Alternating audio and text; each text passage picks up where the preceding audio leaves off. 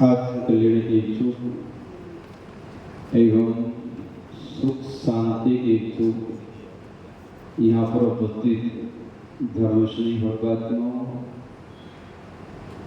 पंच परमेष्टि वाचक लमोकार मंत्र जो सभी पापों का नाश करने वाला है, अपने अंतरंग में पुण्य का प्रकाश करने वाला है, अपनी यात्रा को मंगल में बनाने वाला है और अमंगल से हटाने वाला है। इसलिए हम सभी तीनों योगों को सुव्यवस्थित कर लें और लमोकार मंत्र को प्राणपन से, आत्मा के एक एक प्रदेश से, शरीर के एक एक भाव से पूरी शक्ति उपत्ति के साथ में उस लमोकार मंत्र को एक बार अहोभाव से पढ़ें, सौभाग्य मान के पढ़ें। पहले हम पढ़ेंगे, उसके उपरांत आपको पढ़ना है। चलिएगा।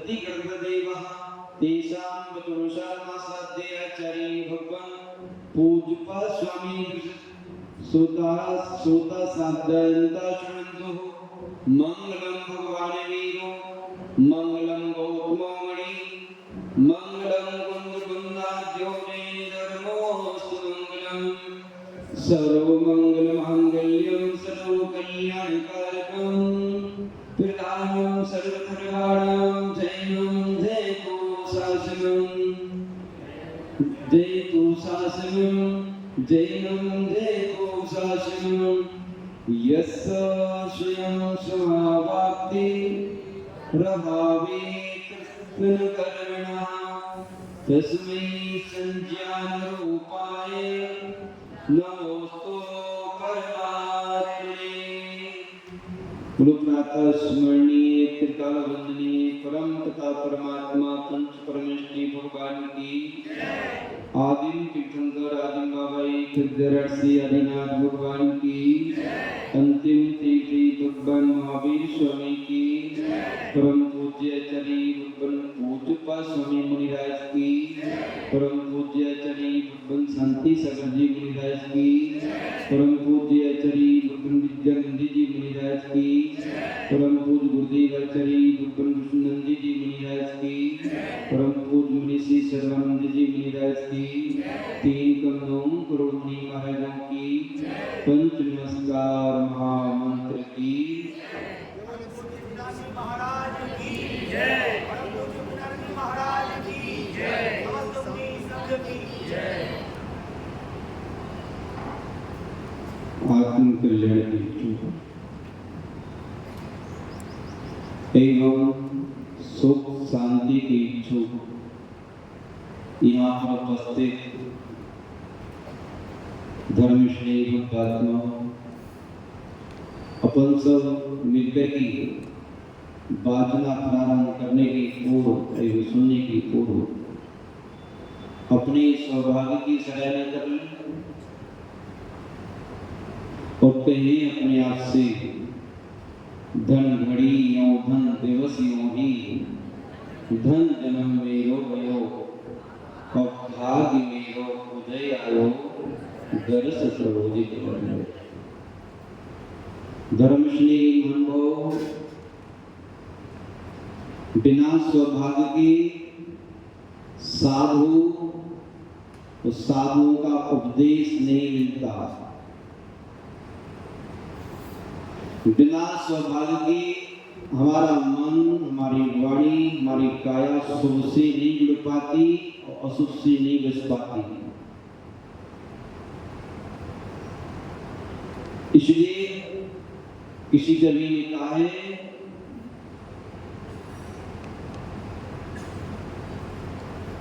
संत समागम प्रभु भजन जग में दुर्लभ हुए और शुद्ध धारा और स्त्री तो पापी के भी। धर्मश्री महानुभाव अपन लोग के पास सब कुछ होने के बाद भी संत समागम भी थे और अशुभ से हट करके शुभ से जुड़ने की तीव्र लालसा भी है। ये अपने परम सौभाग्य की बात है।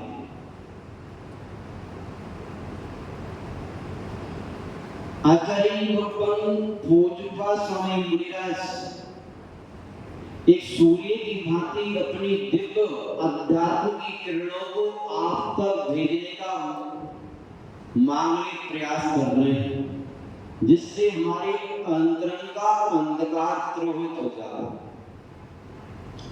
जो अंधकार आपको नमस्कार से नहीं जुड़ने दे रहा है, क्या जो अंधकार आपको नमस्कार से नहीं जुड़ने दे रहा है और बेमुखी दृष्टि करके हम कभी अहंकार के पहाड़ पर चढ़ते हैं तो कभी दीनता की खाई में गिरते हैं। एक आम रास्ते पर जहाँ समतल रास्ता है, सुव्यवस्थित रास्ता है, उस पर दोनों लगाने की बात कर रहा है वो अंधकार। आपको आपके लक्ष्य तक भेजने में बाधक बन रहा है वो अंधकार। आपकी आपसे पहचान नहीं होने दे रहा है वो अंधकार।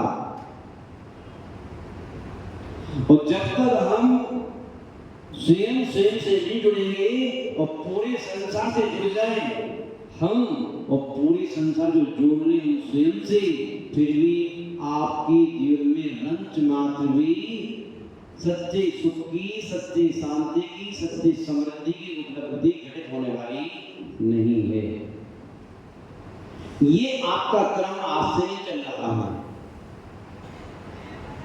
ये क्रम हमारा और आपका एक और दीर्घ काल से चल रहा है। जिस काल के बारे में सोचो तो रूह कांपती है।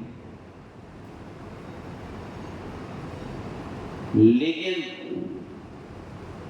अब आप भी संकल्पित हैं इस संतति का नाश करने के लिए, इस परंपरा का नाश करने के लिए, इस वासना की बदबू को दूर करने के लिए आप भी संकल्पित हैं। आगे गाकर यही आने वाली है।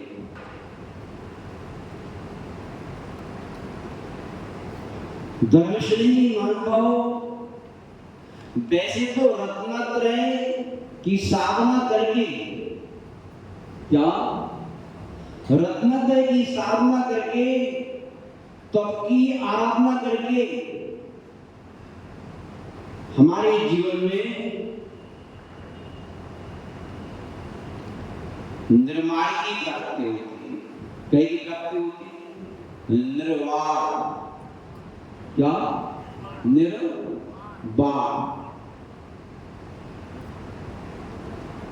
रत्नत्रय की साधना करने से, धर्म की आराधना करने से, तप की आराधना करने से हमारे अंदर जो कर्मों के बाण हैं, चाहे सुख के बाण हो, पुण्य के बाण हो, चाहे पाप के बाण हो, सभी बाणों का क्या होता है? निष्कासन होता है। लेकिन हमारे आत्मबल की कमी होने के कारण, द्रव्य क्षेत्र काल भाव की कमी होने के कारण हम जब वहां नहीं पहुंच पाते हैं और बीच में स्वर्ग का निर्माण हो जाता है। क्या हो जाता है? स्वर्ग का निर्माण हो जाता है। और जब तक निर्माण है तब तक निर्माण होने की सूचना भी नहीं। निर्माण करने के लिए कुछ लगाना पड़ता है, कुछ लाना पड़ता है, और निर्माण करने के लिए हटाना ही हटाना पड़ता है। निर्माण करने के लिए लाना नहीं पड़ता, लगाना नहीं पड़ता, लेकिन निर्माण करने के लिए आप चाहे किसी कॉलोनी का निर्माण करें, चाहे बिल्डिंग का निर्माण करें, चाहे मंदिर का निर्माण करें, चाहे संस्थान का निर्माण करें, जब भी आप निर्माण करेंगे तो कुछ लाना पड़ेगा, कुछ लगाना पड़ेगा, कुछ सजाना पड़ेगा, कुछ दिखाना पड़ेगा। ये सारी प्रक्रियाएं आपके जीवन में चलती रहेंगी। लेकिन जब भी निर्माण की इच्छा जागृत हुई नहीं, तो बस कुछ नहीं करना। आचार्य भगवंत ने कहा, जो आपने कचरा इकट्ठा कर रखा है उसको हटाना है। तो कचरा इकट्ठा क्यों कर रखा? पूर्व वासना के कारण अनादि काल के संस्कार हमारी आत्मा में संग्रह करने के रहे हैं, सजग करने की रहे हैं, विसर्जन करने की नहीं रहे। लाओ लाओ लाओ, बस। हाँ, हम लेकर के खुश रहे हैं, देकर के खुश हो नहीं रहेंगे। जब भी लेने की बारी आती है चेहरा पसंद हो जाता है, और देने की बारी आती है तो चेहरे पर बारे बच जाते। एक दृष्टांत याद आ रहा है, सुनाते हैं।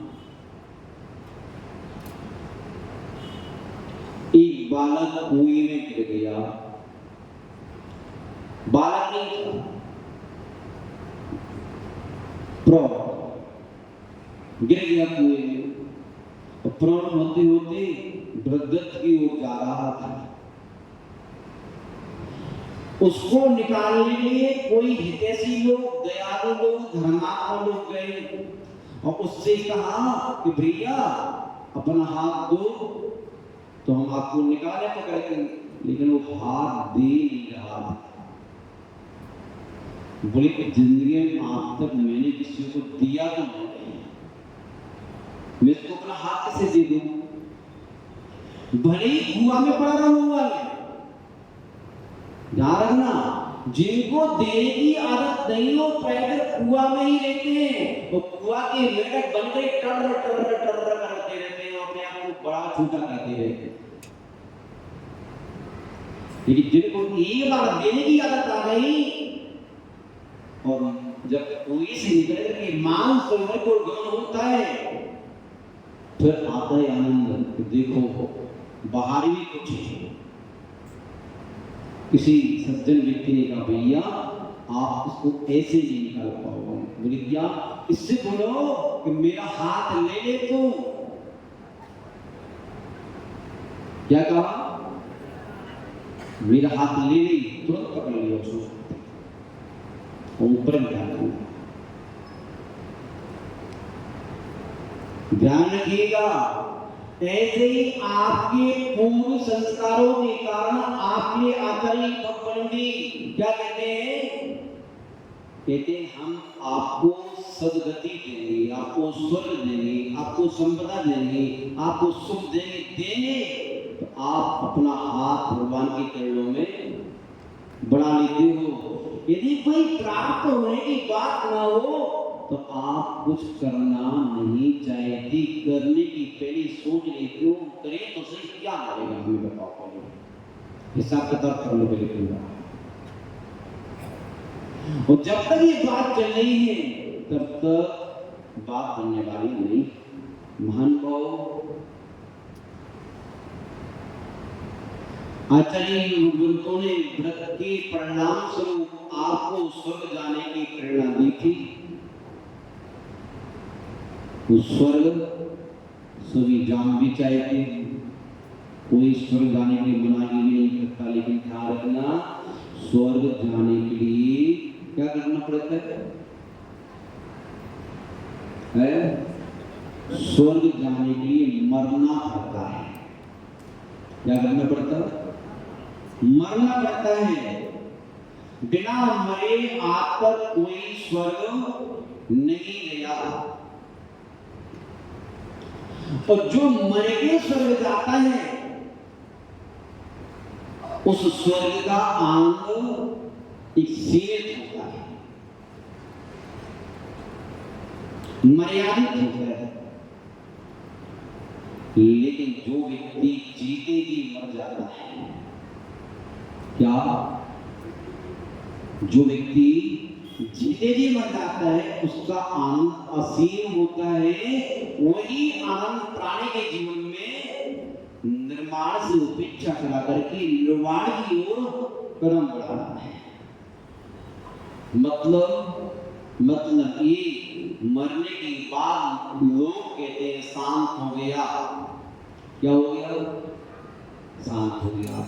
मरने के बाद तो दुनिया शांत होती है, लेकिन जो जीते जी शांत हो जाता है, मुर्दे की भांति किसी भी प्रकार का प्रतिकार नहीं करना, किसी के साथ भी प्रतिशोध से नहीं भरना, किसी प्रकार से एकदम शांत। और देखा आपने, इसलिए तो जो व्यक्ति जितना शांत होता है उसको संसार सागर पार करना बहुत आसान हो जाता है। और संसार सागर तो छोड़ो, उदाहरण के तौर पर मुर्दा तैरता है और जिंदा डूब जाता है। जैसे मुर्दा तैरता है, जिंदा डूब जाता है, ऐसे ही जो जीते जी मर जाता है, अर्थात अपने को शांत कर लेता है, कोई व्यक्ति के लिए संसार सागर पार करना क्या होता है? आसान हो जाता है। कोई संसार में डूबता नहीं है। कि डूबने का कारण तो प्रतिकार है। क्या है? प्रतिकार है। लेकिन हमारे आचार्य भगवंतों ने प्रतिकार करने की मनाही की है। उन्होंने कहा स्वीकारो। क्या करो? स्वीकारो। पुण्य का उदय आए उसको भी स्वीकारो सहजता में, और पाप का उदय आए उसको भी स्वीकारो सहजता में। वो एक आपका मेहमान है। क्या है? क्या है? मेहमान है। वो मेहमान की कभी अपेक्षा नहीं की जाती, उसका सम्मान किया जाता है। भारतीय संस्कृति है। आपने और साधु संत में यही अंतर है कि आप मात्र पुण्य के फल को तो स्वीकारते हो, कि पाप के फल को दुत्कारते हो। लेकिन साधु सन्यासी क्या करते हैं? सबका स्वागत है। जब कर्जा लिया था तो निपटाना भी तो हमारा ही फर्ज है, और जो कर्ज से और फर्ज से उपेक्षित रहते वे इस पृथ्वी पर भारभूत बन के रहते हैं। इसलिए अपनी दिनचर्या में अपना कर्ज और अपना फर्ज पूरा निपटाए बिना आप साधु भी नहीं बन सकते। साधु बनने के लिए आचार्य संहिता में पहली शर्त है। क्या शर्त है? कोई कर्जा हो तो निपटा के आओ, और कोई फर्ज हो आपका पत्नी के प्रति, माँ के प्रति, पिता के प्रति, क्या करो?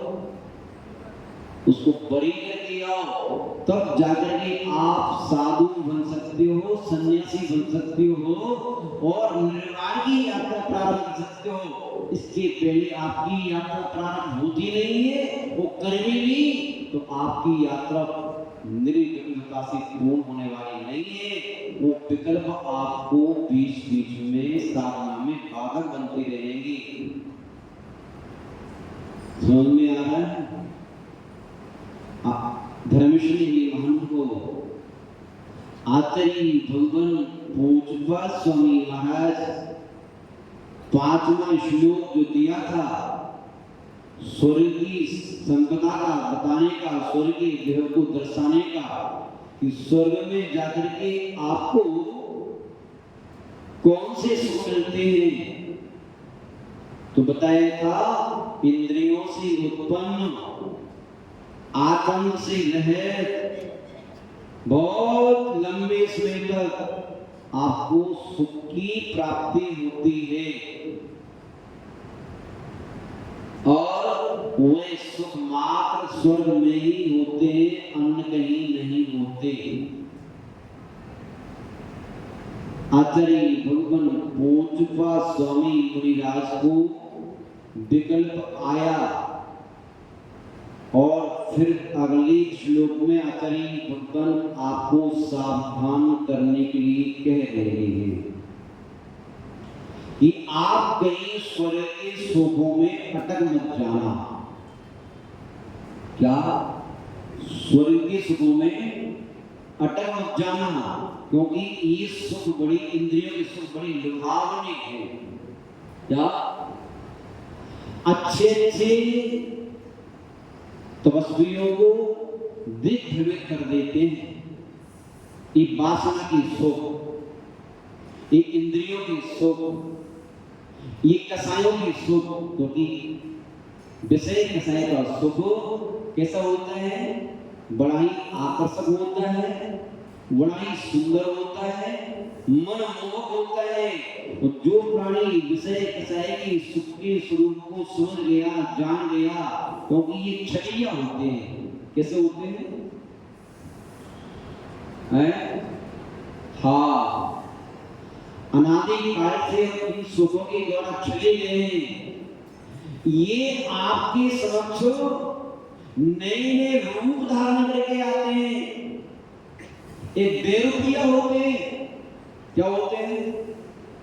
बेरुपया होते हैं। जैसे बेरुपया नए नए रूप धारण करता है, ऐसे ये विषय कसाई की सुक्ति इन भोली वाली आत्माओं को नए नए रूप धारण करके, नए नए प्रकार की बात करके इन्हें फुसलाते हैं और इनको अपने अधीन कर लेते हैं। क्या कर लेते हैं? और इनके अधीन हो जाने के बाद हम अशांत हो जाती है। दर्शनी मानव जैसे बेरुपिया छलिया नहीं रूप बनाता है, ऐसे विषय चाहे सुख भी आपको इतने आते हैं, हम आपको सुखी करेंगे, हम आपको आनंद देंगे। और मोही प्राणियों को उनके उपस्थित होने पर अपने आत्म सुख के सुख को भूल करके, इंद्रियों के सुख को सच्चा सुख मान करके बहक जाते हैं और न्याय मार्ग का उल्लंघन कर देते हैं, मर्यादा का उल्लंघन कर देते हैं और उसमें अटक जाते हैं। महान भाव आचार्य भगवान सोच रहे हैं कहीं ईश्वर की सुखों को पाकर के अटक ना जाए, इसलिए यहाँ पर अगली गाथा सूत्र कह रहे हैं, उसको भी सुन लें। उस सुंदर के आचार्य भगवंतु के विचारों पर अमल करने का प्रयास करेंगे अपन सब मिलकर करिए। चलिएगा अपन सब पुस्तक निकाल लें और निकाल करके बड़े अहोभाव से आचार्य भगवंतों के द्वारा लिपिबद्ध उन कारिकाओं को पढ़ेंगे। ऐसा कर लेते हैं, टाइम वेस्ट हो चुका है। अपन ने आज तक पूर्व में पढ़ी हुई गाथा सूत्रों का पाठ नहीं किया, लेकिन कल से ध्यान रखेंगे, एक बार पाठ तो उसका किया करेंगे तो ठीक रहेगा, जिससे विशेष रिवाइज होता रहेगा और लिंक बनी रहेगी अपन लोगों की, ठीक है ना। चलिएगा आज अपन छठवें श्लोक का ही पाठ कर लेते हैं, कल से ध्यान रखेंगे। वासना मात्र में वैगत अभी आवाज में दम कम नहीं है,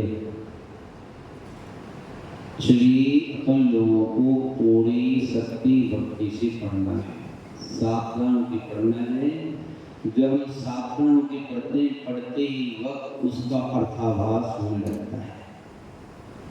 वासना मात्र में वैगत सुखम दुखम च दीनाम, वासना मात्र में वैगत सुखम दुखम च दीनाम, तथा यत् विज्यन्ति ते भोगा रोगा इवापदि, वासना मात्र में वैगत सुखम दुखम च दीनाम,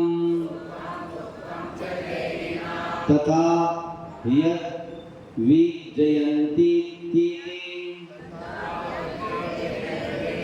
भोगा रोगा इवापदि। एक बार जोर से अपन लोगों को कम से कम 3 बार पढ़ना है। कितनी बार पढ़ना है? चलिएगा पढ़ें आप सब।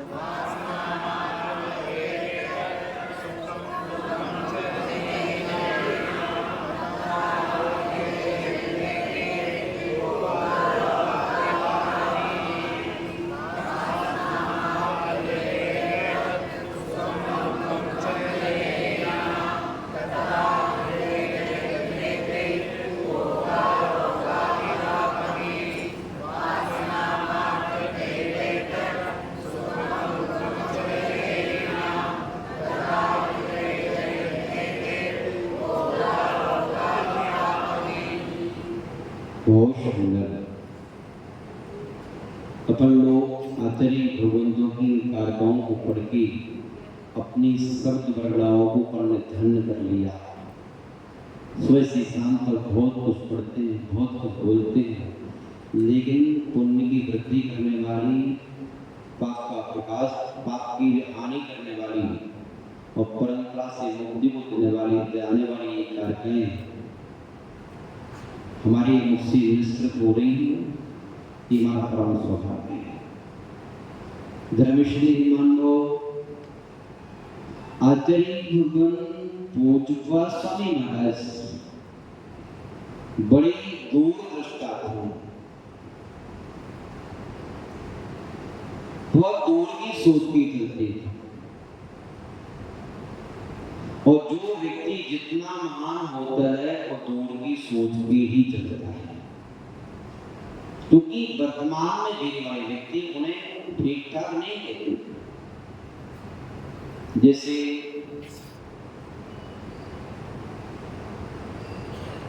अपने आचार्य शांति सागर जी महाराज ने जब हरजन प्रवेश के बारे में आया था कि हरजन लोगों का जैन मंदिरों में प्रवेश होना चाहिए, जैन धर्म मानने का अधिकार तो सबका है। बहुत सारी जैन धर्म को मानने वाले धर्मावलंबी तैयार हो गए थे कि ठीक है, जैन लोगों की वृद्धि हो रही है, सबको मानने का अधिकार है, आने को क्या बिगड़ रहा है, अच्छा तो है। जो उतली दिवाली थे साधु सन्यासी वो भी मान गए थे, पंडित लोग भी मान गए थे, लेकिन आचार्य शांति सागर महाराज जी के पास ही जब बात पहुंची तो उन्होंने साफ इनकार कर दिया, ऐसा कदापि नहीं होना चाहिए। लोगों ने कहा कि भाई आचार्य सिंह होने तो ठीक रहेगा, अपना बिगड़ता क्या है? बोले अभी आपको मालूम नहीं चलेगा इस बात का क्या बिगड़ता है। उन्हें लगा जब सरकार में व्यवस्था इस प्रकार की होने लगी, डॉक्टर अम्बेडकर ने बात प्रस्ताव रखा तो उन्होंने 3-3.5 वर्ष तक इसी विषय को लेकर के अन्न ग्रहण नहीं किया। और जो उनके मानने वाले थे उन श्रेष्ठियों को कहते रहे कुछ भी हो, जब तक ये विषय समाप्त नहीं होगा तब तक मैं अन्न ग्रहण करूंगा भी नहीं। जाओ सरकार का विरोध करो, ऐसा कदापि नहीं होना चाहिए।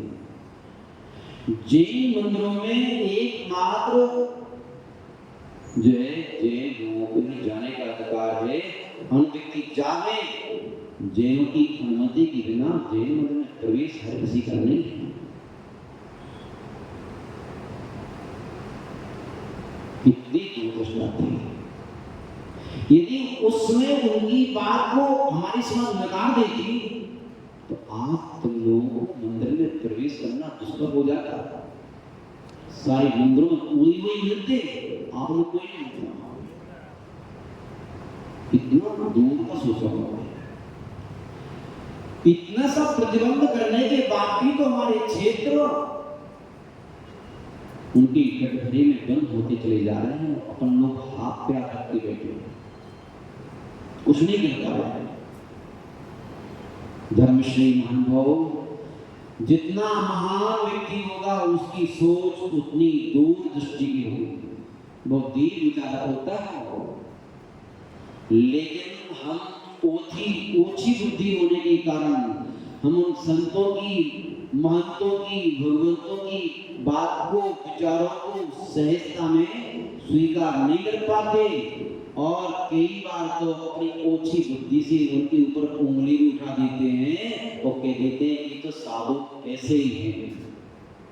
क्या ये साधु तो ऐसे ही है, पता नहीं क्या बुद्धि पड़ी है, मनमाना जीवन जी रहे। लेकिन नहीं, हमें ऐसा कदापि नहीं करना चाहिए। अपने पूज्य पुरुषों की बात को सहजता में स्वीकार करने का साहस करना चाहिए।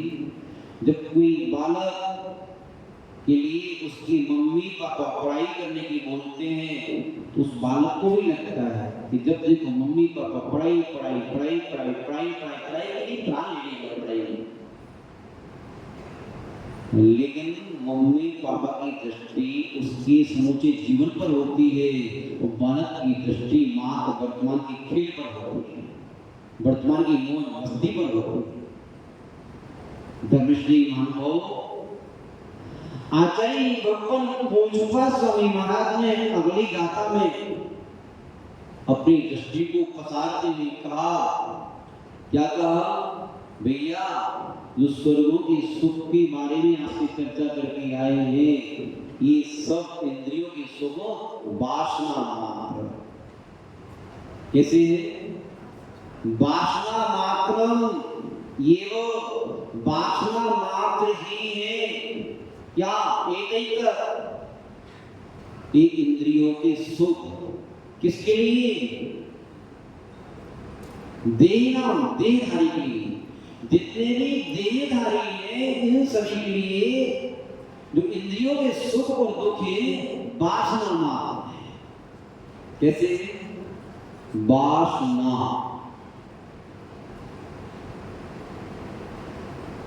ध्यान रखिएगा, वासना अच्छी भी होती है, वासना बुरी भी होती है। इसे आप व्यसन भी कहते हो। क्या कहते हो? व्यसन, आदत, उसे अलग है। वासना सुख की हो चाहे वासना दुख की हो, वासना पुण्य की हो चाहे वासना पाप की हो, वासना तो वासना है। मन हो जैसे आप तरह की वास को, गंदगी को, दुर्गंध को दूर करने के लिए क्या देखिए, आप तरह की दुर्गंध को दूर करने के लिए इत्र चाहिए। क्या चाहिए? समझ रहे हो? जैसे तन की दुर्गंध को, वास को दूर करने के लिए इत्र चाहिए, तो अंतरंग की दुर्गंध को दूर करने के लिए चरित्र चाहिए। क्या चाहिए?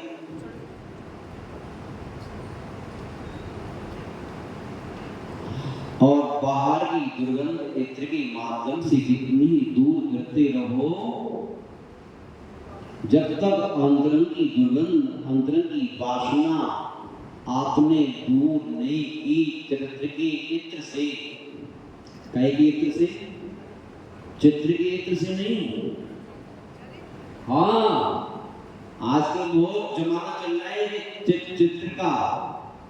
चित्र लगा लगा करके बहुत अपने आप को चरित्रवान बनाने की प्रयास किया जा रहा है, लेकिन आचार्य भूलकर नहीं। चित्र की प्रभावना तो इत्र की भांति उड़ जाती है। आचार्य भूगोल तो कहना है चरित्र का इत्र ऐसा इत्र है जो जीवन भर अनंत हो, एक लंबे समय तक, बहुत लंबे काल तक हो सके तो अनंत काल तक इसकी खुशबू फैलती रहती है। चरित्र की सुगंध तो चंदन की मूठे के समान जीवन पर्यंत अनंत काल तक जीवंत रहती है, उसकी सुगंध भी जाती नहीं। धर्मश्री जी मानो आचार्य भगवान कह रहे हैं जो सुख और दुख की जो वासना है ये तो क्षणिक है। किसी है? क्षणिक है, बहुत लंबे समय तक के लिए नहीं है। एक वासना तन की होती है तो एक वासना मन की होती है। ये मकान बनाना है, ये दुकान बनाना है, ये महल बनाना है, ये संग्रह करना है, ये पद चाहिए, ये बाहर की जो निर्माण चल रहा है, ये सब मन की ही तो वासना है। किसकी वासना है? मन की वासना है। और वासना का तात्पर्य क्या? वासना का तात्पर्य है पूर्व का संस्कार। क्या? पूर्व का जो पहले थी वही आज उभर के आ रही है। दर्शनीय मानवाद अनादि काल से ने किया ही क्या है? एक माप विषय किसी की पुष्टि तो की है, उसकी आदत, उसकी दुर्गंध आज भी उभर के हमारे बीच में आ रही है, हमें परेशान कर रही है। क्या कर रही है? परेशान कर रही है। ये तन की वासना तन से परेशान कर रही है, कर्म का संचय करा रही है, और मन की वासना ने तो अति कर दी। इतनी वासना प्राणी वासना ने प्राणी को बेहोश कर दिया। क्या कर दिया? इस वासना ने प्राणी को बेहोश कर दिया, मूर्छित कर दिया। इस वासना के चक्कर में प्राणी ये भी भूल गया मैं कौन हूँ, मैं कहाँ हूँ, मेरा स्वरूप क्या है, मुझे कहाँ जाना है और मैं कहाँ जा रहा हूँ, सब कुछ भूल चुका है उस शराबी व्यक्ति की भांति। और कमाल की बात तो ये है, गंदे काम कर करके दुर्गति की द्वार खोल खोल करके भी वो एक फूल रहा है। क्या कर रहा है, क्या कर रहा है, फूल रहा है। ये बड़ी घटना है, क्योंकि फूल जिसके होते हैं फल भी उसी के आते हैं। वासना की पुष्टि करके फूल रहे हो तो फल भी वासना के ही आएंगे। और साधना, संयम की साधना करके फूल रहे हो तो फूल साधना की आएंगे। समझ में आ रहा है?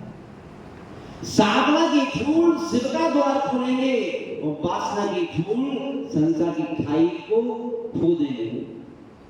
अब संसार की खाई खोदना है कि शिव का द्वार खोलना है? झांक लिया था उतनी गरीबा में। हम मंदिर जाते हैं, पूजा करते हैं, पाठ करते हैं, जाप करते हैं, तप करते हैं, दान करते हैं, कितना करते हैं जिसकी कोई सीमा नहीं है। और तुम भी फूलते हो, हम भी फूलते हैं, वो सब फूलते हैं। लेकिन पूछ लिया करो अपनी अंतरात्मा से, हम नाम पाके फूल रहे हैं, दान पाके फूल रहे हैं, सम्मान पाके फूल रहे हैं, या अपने धार्मिक कृत्य को करके फूल रहे हैं? धन घड़ी यो धन दिवस यो ही धन जन्म मेरो भयो, इसको करके फूल रहे हैं, उसको पाके फूल रहे हैं। दार को दृष्टियां अलग अलग हैं, कृत्य एक ही है। क्या दृष्टियां अलग अलग हैं, कृत्य एक ही है। सभी काम करते हैं, सभी त्याग करते हैं, सभी संयम की साधना करते हैं, लेकिन फूलना सबका अलग अलग दृष्टिकोण से होता है। अपने अपने दृष्टिकोण को अंदर में झांक के देख लिया करो कि आपका फूलना किस बात को हो रहा है। यदि आपका फूलना नाम दाम काम को लेकर हो रहा है, अब तो मेरा नाम अजर अमर हो जाएगा, मेरा नाम पूरे राजस्थान में पूरे भारत में फैल जाएगा, मैंने इतना दान किया, मैंने इतना त्याग किया, मैंने इतना तप किया, मेरा समूह बहुत बड़ा हो चुका है, दुनिया के हृदय में मेरे स्थान पा लिए हैं। इस बात को भूल रहे हो तो ध्यान रखना, सब कुछ करने के बाद भी आपकी संतान की वृद्धि होगी, शिव के द्वार खुलने वाली कदापि नहीं है। धर्म है आपका कि मैं बहुत कुछ कर चुका हूँ, और सही मैंने में आचार्य भगवंत जी कह रहे हैं, कोलू की बेल की बाकी सोए से जनता है, शाम को ही पाता है, ऐसे ही हम तो अभी वहीं के वहीं हैं, कहीं नहीं पहुंचे। मान भाव आचार्य भगवान यही तो कह रहे हैं, वासना मात्र मेरे कर सुखम दुखम चले नाम भैया। ध्यान रखो, ये वासना है। अनंतों बार आपने क्या किया, स्वर्गों में गई तो वहां पर जाकर के सुख होगा। वो संस्कार, वो वासना आपकी आत्मा पर सवार रही तो आज द्वारा फिर वो उम्र भी आ रही है। मान लो सुख सुविधा के सागर में डुबकी लगाने पर लोग सोचते होते हैं आनंद आएगा, प्यास हो जाएगी, लेकिन आपका भ्रम है। दरिया की पानी दिखता तो बहुत है, दरिया में पानी दिखता तो बहुत है, लेकिन प्यास बुझाता नहीं है। क्या एक बार पानी मुंह में चला गया ना तो क्या होता है, प्यास बढ़ाता है। क्या करता है, जिस दरिया का पानी प्यास बुझाता नहीं है, प्यास बढ़ाता है, वो बढ़ा करके तरखाता है। ऐसे ही इंद्रियों का सुख एक बार भोगने में आ गया तो आपकी इच्छाओं को बढ़ाता है, घटाता नहीं है। और क्या होता है, एक समय आने पर भोगा भोगा हिपापति। अगली पंक्ति कह रहे हैं, ये इंद्रिय को सुख आपत्ति आने पर, विपत्ति आने पर ये भोग रोग के समान कष्ट देना प्रारंभ कर देते हैं। इस रोगी प्राणी के लिए कष्ट होते हैं, ऐसे ही वे भोग उसके रोग बन जाते हैं। क्षमता रहती नहीं भोगने की, आदत पूरी बनी हुई है कटोरी खाने की, पेट के रह नहीं मर जाओगे। आदत पड़ी है सुनली खाने की, मीठा खाए बगैर भोजन पेट भरते ही नहीं है। डॉक्टर ने कहा मीठा खाओगे शुगर हो जाएगी, बिना घी की रोटी के लिए सोच करती नहीं, डॉक्टर कह रहे मर जाओगे। बगैर नमक का भोजन होता ही नहीं, डॉक्टर कह रहे आप मर जाओगे, प्रेशर हाई हो जाएगा। क्या होता है उसमें पूछो उसकी पीड़ा को, मन मान करके उसको क्या क्या करना पड़ता है, एक रोग हो जाते हैं। महानुभाव आचार्य भगवान आप सभी से कह रहे हैं कि इंद्रियों के सुख जो है ये वासना मात्र है, चिरस्थायी नहीं है, कुछ समय के लिए है। वही पुण्य का उदय होता है तब तक है, और पाप का उदय आते ही साथ आपकी विपत्ति की कारण बन जाते हैं। ये सुख इंद्रियों की एक राई की बराबर सुख देकर के सुमेरु को बराबर दुख देकर चले जाते हैं। इसलिए हम सबको इंद्रिय सुख की अपेक्षा करना चाहिए और अतीन्द्रिय सुख की ओर दृष्टि रखना चाहिए। महानुभाव आपको इंद्रिय सुख भोगने की त्याग नहीं करा रहे हैं, आपको घर नहीं छुड़ा रहे हैं। आचार्य भगवान मात्र आपकी आसक्ति को कम करने का भाव कर रहे हैं। और आसक्ति का तात्पर्य है कि मर्यादा का उल्लंघन करके भी, भक्ष का ध्यान न रख करके भी हम अब जब अपनी इंद्रियों की पुष्टि करना चाहते हैं कि पाप का आश्रय हो गए, पुण्य का, न्याय है कि अन्याय, मर्यादित है कि अमर्यादित, पद के अनुकूल है कि नहीं, जाति के अनुकूल है कि नहीं, धर्म के अनुकूल है कि नहीं, समय के अनुकूल है कि नहीं, स्वार्थ के अनुकूल है कि नहीं, सब विवेक को खोकर ही जब प्राणी पांचों इंद्रियों की पुष्टि करने लग जाता है तो वह दुर्गति का शिकार बन जाता है। श्री आचार्य भगवान तो आपको दुर्गति की शिकार बनने से बचाने का प्रयास कर रहे हैं। ये इस पंथी का भाव है। महानुभाव आगे आचार्य भगवान राइट न बच चुके हैं। आगे आचार्य भगवान आपको कहेंगे। कोई इसने प्रश्न किया कि भगवान जब हम जानते हैं कि ये सुख और दुख इंद्रियों की वासना मात्र में क्षणिक है, हमारी संसार की वृद्धि करने वाले हैं, दुर्गति की खाई में गिराने वाले हैं, हमारी प्यास को बुझाने वाले हैं, हमारी प्यास को बढ़ाने वाले हैं, एक खुजली की भांति हमारे लिए पीड़ा देने वाले हैं, तो फिर हम इनका त्याग क्यों नहीं करते? क्यों नहीं करते त्याग? आप कह रहे हैं, हम जान रहे हैं, सारी बातें हैं, महाराज क्यों नहीं हो पाता? महाराज सब जानते हैं, फिर भी पता नहीं क्यों नहीं मन मानता। हम ऐसे ही कर लेते हैं। मन तो कहते हैं कई बार कि घर छोड़ दो, द्वार छोड़ दो, मम्मी छोड़ दो, पापा छोड़ दो, बच्चे छोड़ दो, लेकिन जैसे ही महाराज जी आपकी तरफ मुंह है तब तक तो लगता है ठीक ठाक, तो हमने उस साइड मुंह किया है, सब ड्रिप हो जाता है। महान बाबा श्री हम आपसे कह रहे हैं कि आप जो है एक लंबे समय तक आप जो है वितरागी प्रभु की और निर्गत प्रभु की समक्ष मुंह करके बैठो और उनको अंतरात्मा से देखो, तो उनकी उस वैराग्य रूप प्रतिमा में, वितराग रूप प्रतिमा में आपको अपनी मूर्ति दिखेगी। और जब कहोगे कि भैया जैसे सोहम सब गाएगा, क्या पहले दासोहम बैठे हो, फिर सोहम, क्या दासोहम, सोहम, और फिर अहम, मैं ही हूँ। दासोहम हम आपके दास हैं, सोहम जो तुम हो, सो हमें, और फिर हम ही हैं। क्या है?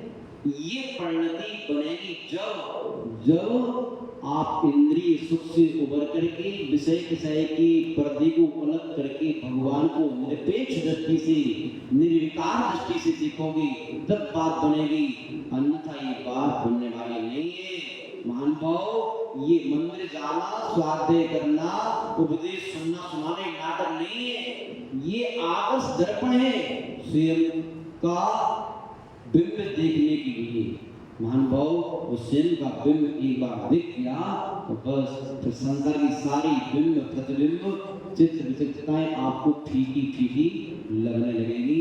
इतना ही कहकर अपनी वाणी को प्राण देते हैं।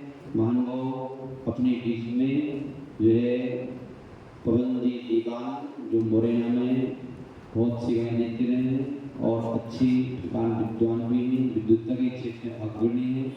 हम तो जो है प्राप्तग्रस्त अवस्था में थे, एक बार हमारे यहाँ सिद्ध चक्र मंडल प्रदान कराने आए थे, बहुत भीड़ इकट्ठी हुई थी, बहुत आनंद आया था। उसके उपरांत साधु बनने के उपरांत हमारे मिलती रहे। महानुभाव सरल स्वामी हैं, साधु पति पैगंबर हैं, वही थाई उससे की साधना भी करते हैं और बहुत सारे ग्रंथों का लेखन संपादन भी उन्होंने किया है। इनके लिए भी हमारे गुरुदेव का आशीर्वाद तो है ही है, लेकिन इनकी सरलता सहजता सभी संतों से आशीर्वाद ले लेती है, आशीर्वाद दिया नहीं जाता। जब किसी भक्त आत्मा के अंदर विनम्रता होती है, सरलता सहजता होती है, सादगी होती है, तो वह उस व्यक्ति को आशीर्वाद देने का स्वयं मन करता है। आशीर्वाद का तात्पर्य क्या है? मां हाथ उठाना नहीं, आशीर्वाद का तात्पर्य है सामने वाले के प्रति सद्भावना से सजाना, आपके प्रति अच्छी भावना बना, आपकी उन्नति हो, आपकी वृद्धि हो, आप सुखी रहें, आप संपन्न रहें, आपका मोक्ष मार्ग खुले, ऐसे भावना जो होती है नहीं, इसे बोलते हैं आशीर्वाद। तुम्हारी इतनी सद्भावनाएं भी और आशीर्वाद भी। ओम शांति। जिन वाणी स्तुति करने के लिए आप सभी खड़े हो जाए। हमारे सबके बीच में हमारे मित्र और बहुत सरल स्वभावी और सेवाभावी श्री महेश बाबा भी आए हुए हैं। मैं महेश बाबा के लिए आपसे कहूँ कि जहाँ भी हजारों लाखों की भीड़ इकट्ठी होती है, भीड़ या मतलब धर्मानुरागी इकट्ठे होते हैं, भीड़ नहीं धर्मानुरागी इकट्ठे होते हैं, तो वहाँ ये निःशुल्क रूप से अपने युवा 100-150-200 लोगों की टीम है जो कि और उन्होंने एक ही काम पकड़ रखा है। मैं इसे 20-25 साल से देख रहा हूँ कि लोगों की सामान की और जूते चप्पलों की वो सुरक्षा करवाते हैं। इतना सरल और सेवाभावी शायद मैंने कभी जीवन में देखा नहीं। उनसे निवेदन है कि वो आगे आए और श्रीफल बैठकर महाराज से जो है आशीर्वाद प्राप्त करें। श्री महेश जी, हम उनको महेश जी बाबा के नाम से बोलते हैं प्रेम से।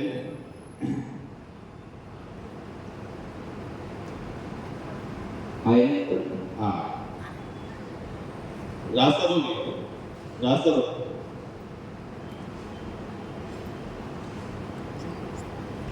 जिन वाणी स्तुति कर ले सब, जिन वाणी की ज्ञान से सूझे लो कालो, सो वाणी मत करो सदा देती हो दो। जिन वाणी धारती तो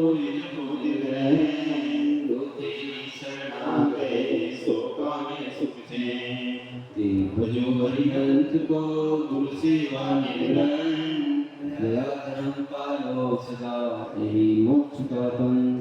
संतों का सार है महामंत्र का, याते हम सब मिलते नमोकार नमोकार उनका जाप कर ले।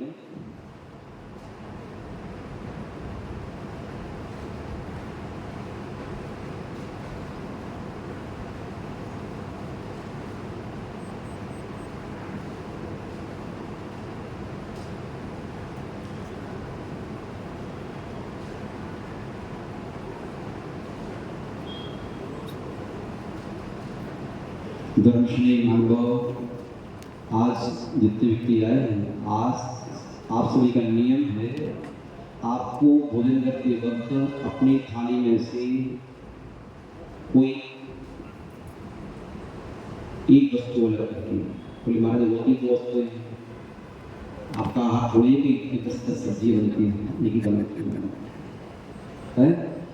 चलो इसको अलग करके दूसरा कर लेते हैं हम लोग। अपन जो ऐसा करें कि परम लिखने का नहीं दे दे, कोई न कोई जो आपने सुना है, आज सुना है नहीं आपने, तो सुने हुए को कोई जो बात आपको अच्छी लगी हो, कोई जो आत्मा को छूने वाली हो, अपने किसी सहपाठी को जरूर सुनाने के आज उपदेश सुनने गए थे। महाराज जी ने इस उपदेश के माध्यम से कितनी अच्छी बात कही, आत्मा गदगद हो गई, बड़ा आनंद आ रहा है वहां पर, आप भी आओ वहां पर, ठीक है।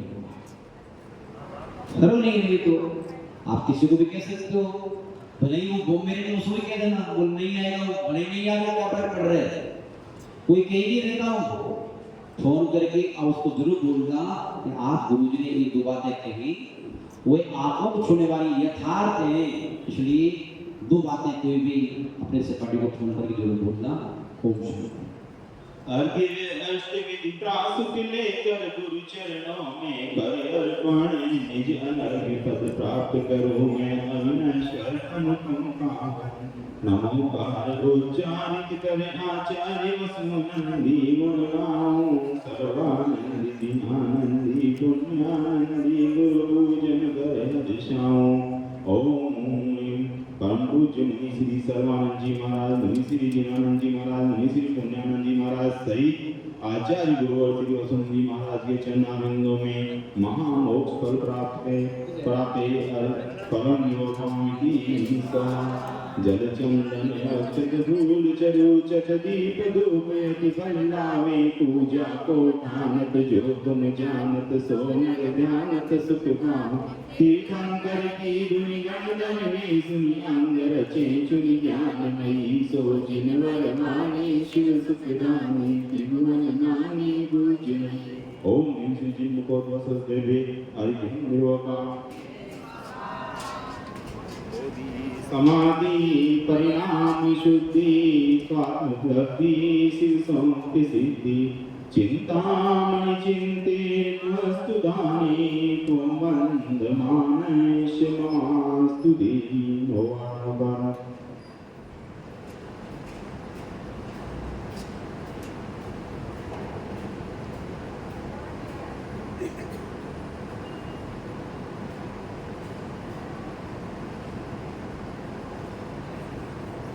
लगाना हेतु निर्माण का, हटाना निर्वाण हेतु।